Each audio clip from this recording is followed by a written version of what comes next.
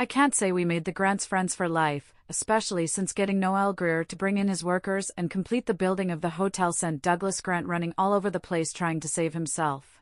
Nolan was prepared to drag him to court if he tried to contest the contract they signed. He was prepared to do anything if Douglas played foul. I never knew Nolan was that merciless until now. He wasn't giving Douglas the time of the day, and I guess that was expected, given what Douglas put him through with the whole engagement charade with Lorraine, then the tricky contract that would have put Nolan on the streets. I can say in all honesty, though, that I somewhat feel sorry for Lorraine. Imagine having all your wealth taken away from you because your father took a risky bet. Even when we were friends before, I realized what a wicked, deceitful bitch she was. She grew up in wealth and enjoyed a good life, and, though she tried to live low-key then, it was still evident that without her parents' wealth, she would be lost. I guess Lorraine Grant, daughter of the once fabulously wealthy Mr. and Mrs. Grant, will now have to live like us commoners, maybe even get a job to manage her lifestyle, but I seriously doubt that. I turned to my side on the bed. Nolan and I had shared my bed. It was either that or being whisked to his bed, since he wouldn't let me have a room to myself. I couldn't help the smile that stretched over my lips. Who would have thought that just when I feared my life was going to crash, I would find hope and love again? And not just love from anywhere, from the one place I wasn't looking. If I hadn't been so blind, I would have seen that from the onset. But then again, I don't think everything that has happened these past few years will have happened. The door opened softly. I didn't look up, but I heard Nolan's soft footsteps as he moved across the room, then he came closer and sat beside me. "Are you going to sleep all day, sleepyhead? Don't you have to be with Yolanda to plan business strategies?" Even though I had my eyes closed, he had guessed that I was awake. I still squeezed my eyes shut though, pretending to sleep. Suddenly, he pinched my bum, causing me to yelp. "Hey!" I laughed, finally opening my eyes. "Hey, you too. Come on, you have a long day today." "Yes, I do, and so do you," I said, sitting up. "Shouldn't you be meeting with Noel Greer to finalize your plans?" It was only then I noticed the breakfast tray at the foot of the bed. Thank God I hadn't kicked it off. He picked it up and put it in his lap. "For me?" He nodded with a wink. "I thought about making breakfast for a certain beautiful woman first. Come here." He pulled me in to kiss me, but I sucked my lips in with a giggle. "What?" He frowned. "Aha!"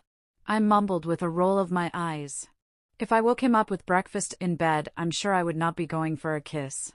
No one wants morning breath on their tongue. "You won't let me kiss you?" "Duh. Morning breath." I moved farther away from him. It was his turn to roll his eyes. "Who cares? I love you as you are, bad breath or not." "Okay, lover boy, what if I was an ogre?" He shrugged, that teasing look in his eyes. God, how I love those green eyes.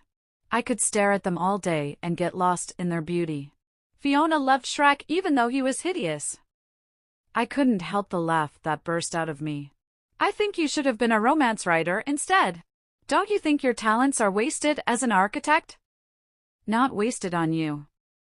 I shook my head at his playfulness and finally stood to go to the bathroom to get my teeth cleaned. By the time I finished, he was scrolling through his phone waiting for me. His brows were furrowed in concentration as he read the latest news and gossip around the city off his phone. I picked an apple slice and ate it.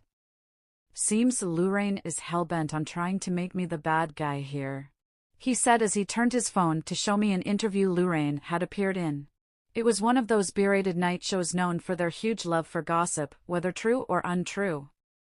"I wish everyone would see the monster behind Nolan Pierce's hot boy facade. I want the world to know he tricked my father into making that contract after dumping me for his secretary. Any man who can't look past his secretary is an idiot and should not be trusted." The article read, "I know everyone thinks my father was a fool for falling for Nolan's trick, and I have something to say to anyone who thinks so. You don't know what happened. One day you all will know the truth about Nolan, son of the murderer Simone Pierce."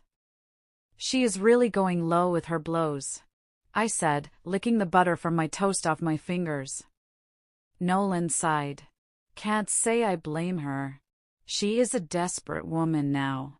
He turned his phone off and dropped it on the bed, but instead of joining me, he was lost in his pensive thoughts. I eyed him wearily. "What are you thinking about?" He shrugged. "I don't know. Maybe I can show some mercy and not take everything Grant owns. For Lorraine's sake." "Babe, you just heard what she said about you. Why would you want to help her?" "Because I know what it feels like to be in her shoes. I know how hard it is to lose everything. The only difference is, I didn't have any media outlets to share my conceited view. I understand that she's bitter now and, for the sake of her future, I can do the right thing. The right thing would be to take Douglas's property now. That was the deal." Even as I said that, I knew I didn't mean it because I felt sorry for Lorraine too. Yes, she's a snake, but she's a human being too. Sometimes. "Do you really think I should do that? Be heartless? Don't get me wrong, I hate Douglas's gut, but for Lorraine's sake?" I looked at him. Maybe looking at him was a mistake, because I always get distracted. Leaning forward, I pressed a quick kiss on his lips. "No. I don't think you can be that mean and heartless. Do what you think best, baby." It was his turn to kiss my lips, then my cheek, then my chin, because he couldn't get enough of me. I let him keep kissing me because I loved the attention.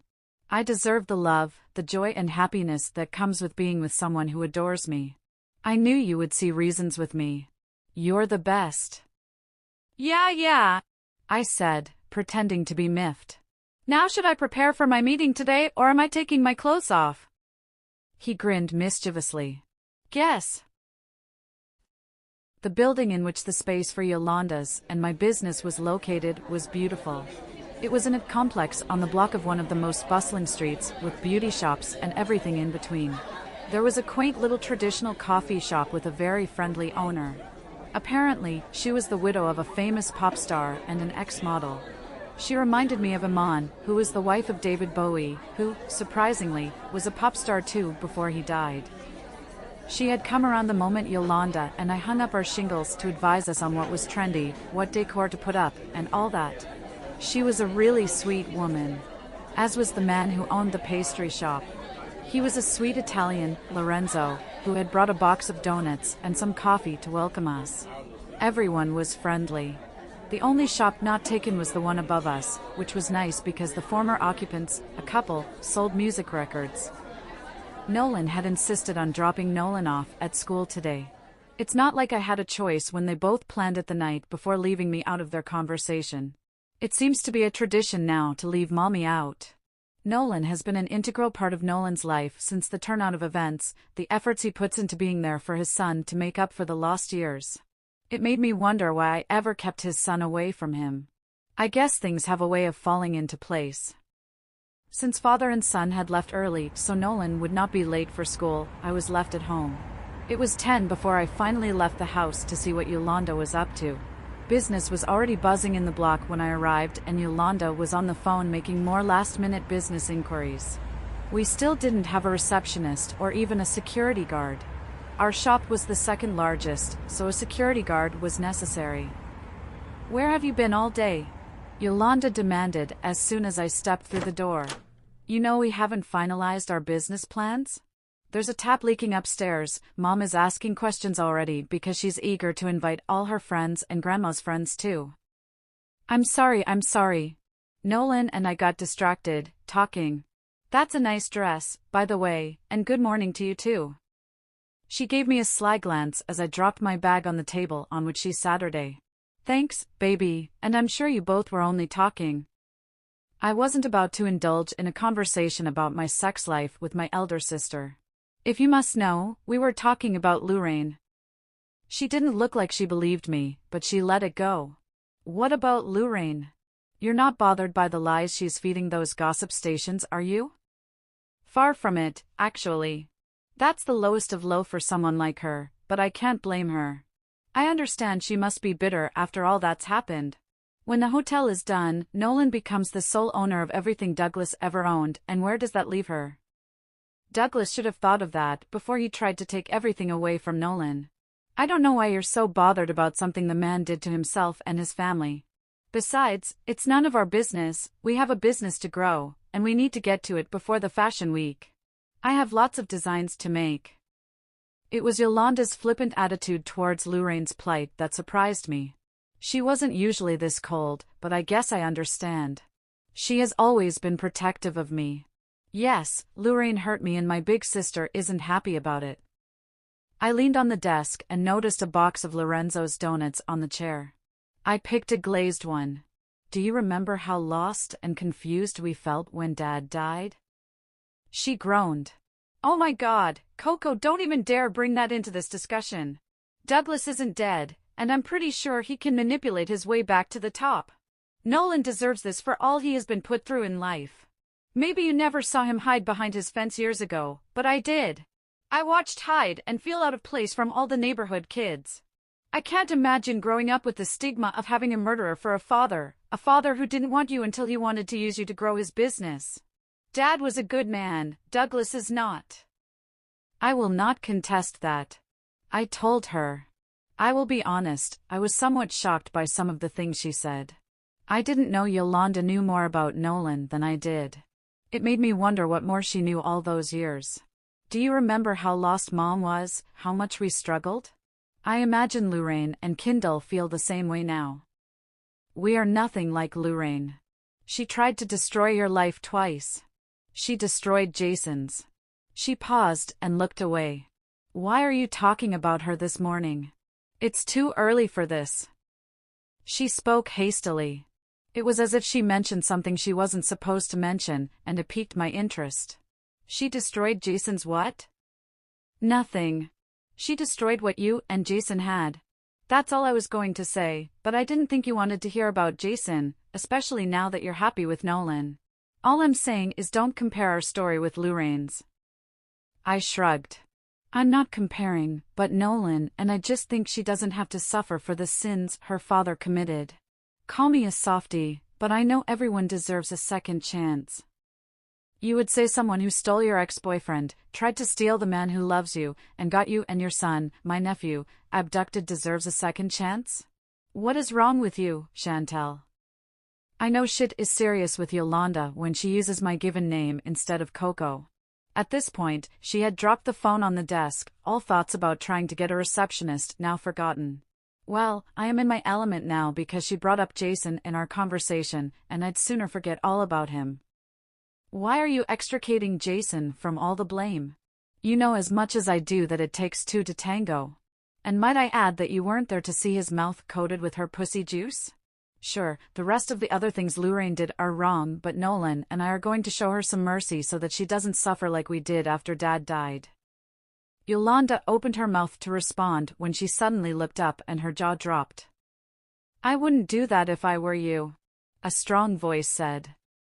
My back was to the door, so when I spun around I was pasting my sweetest smile on my face to respond to who I thought was a potential client who just didn't know how to mind his business only for my jaw to drop too. Jason. Are you all right? I looked over my shoulder from the closet at Nolan. He was sitting on the bed watching me with a critical gaze. I smiled at him. I am. But I wasn't. How can I be all right when the man who broke my heart 7 years ago appeared at my doorstep looking far different from the cute, scrawny kid he was before? At age 17, I felt lucky that Jason, one of the hottest boys in my class who never looked my way for once, suddenly asked me to be his girlfriend. I remember how it happened. Sophie, Lorraine, and I used to go straight home after school every day, even on days when there were football games. I wasn't always invited, but Sophie and Lorraine were. Still, we went home together because who cares about boys running across a field kicking a round object like idiots? But on that day, Jason had approached me after school and right in front of Lorraine, and Sophie asked if I wanted to watch the game. My mouth couldn't have dropped wider than a whale's. I was so shocked that, for a long time, I couldn't answer until Sophie nudged me. Now you may think it's not a big deal, but then in high school, a team member asking a girl to the game was the biggest deal ever. He fancied her. And Jason fancied me. I was blushing and stumbling over my speech when I said yes. He had left with a smile, leaving me wondering what the heck? Lorraine and Sophie had squealed with excitement for me, already planning what I would wear for the game. After hours of debating, we settled for a red crop top and a pair of white shorts. Sophie swore to the moon and back that Jason would have a hard time keeping his hands from me. But when Jason and I walked home that night after the game, he was very respectful towards me. He didn't try to push me against the wall and kiss me, he didn't try to feel up my shorts or squeeze my bum even when we walked on the lonely road that led to my house. We only talked. Oh boy, how we talked about everything and nothing. It was an instant connection I never expected to feel. We laughed at the same jokes and even found out we had similar tastes in music. And this was someone I never spoke with until that night. Then, sometime during the night, he reached out and held my hand. I remember being so shy I couldn't look him in the eye. "Do you know what I like about you?" he asked. What's there to like? I'm short and not as pretty as my friends, I had responded regretfully. I was still waiting for him to drop the dick line. Maybe he would say something like, "Can you convince your friend to date me?" or "The boys dared me to make out with you." Instead, his response was, "You don't know how pretty you are." I was so shocked that for a second I felt lightheaded. He just called me pretty? Jason Bateman called me pretty. You are intelligent. The night was a gift that just kept on giving. All the boys in class think highly of you. At that point, I burst out laughing. "Okay, Romeo," I said, snatching my hand away from his. "I know this is a dare. Who dared you to do this?" He took my hand and laid it on his beating chest. "No one. Actually, I've always been scared to talk to you. You're always with your friends Sophie and Lorraine, and that Sophie always scares the shit out of me." He laughed. "But if I don't take this opportunity, I may never get to know the most amazing girl in school." His heart was beating so hard. And so was mine. On the starry night of that day, I saw honesty brimming in his eyes. For once in my life a boy liked me. He noticed me even though I had prettier friends. I snatched my hand from his and hugged it to my chest, unable to comprehend the emotions running through me. I have to think about it." He smiled. "I will wait. I don't care how long I have to wait." But he hadn't waited. Instead, he had cheated on me with the idiot I called my best friend. And Lorraine entered my life, trying once more to destroy it. Now Jason was back. I hadn't known how to react when I saw him earlier that morning, even after he greeted Yolanda and me. He used to be handsome in high school. I thought highly of him and was proud to be with him. But now, he was even better. Hotter. The years were good to him. Those years I spent second-guessing myself turned him into a movie star, a handsome man, tall, lean, chiseled jawline, huge eye candy. If Yolanda hadn't stepped up to return the pleasantries with surprising excitement, I would have kept staring. Even after I left the shop, Yolanda practically forced me out to make inquiries about models and flyers and everything we needed. I couldn't get the image of turning around and seeing Jason standing there from my head. Nolan wasn't convinced by my answer. I could tell from his silence. He rose off the bed and came to stand behind me. Putting his arms around my waist, he kissed my cheek, neck, and then the top of my head. "I know how you are when you're worried about something. You haven't taken a break since you arrived home, you barely showed any interest when Nolan showed you what he painted in school today. Tell me what's bothering you." I wanted to. But how could I when I had so many emotions tangled up with each other inside me? I had so many questions, too many of them I wanted to ask Jason because his coming back brought all the uncertainties I felt after his betrayal. Why did he do it? Why did he cheat on me? Was I not enough for him? Why didn't he end things when he fell out of love with me instead of cheating on me? But the man I needed to ask these questions wasn't the green-eyed, breathtaking man looking at me with his heart in his eyes. It was the man who showed up looking deliciously sexy in a pair of slacks and a sweatshirt with his hair tousled invitingly that I wanted to ask. And by God, until I get answers from him, I don't want to drag Nolan into anything. Nolan read the worry in my eyes and turned to me to face him. "Hey." I looked at him, my heart swelling with love edged with uncertainty. "Even if you can't tell me now, I want you to remember that I'm here. I love you, you know?" I nodded. I know he loves me. He's not afraid to show it or tell me. He kissed my nose. Don't forget that. Your problems are mine. I want to share them with you.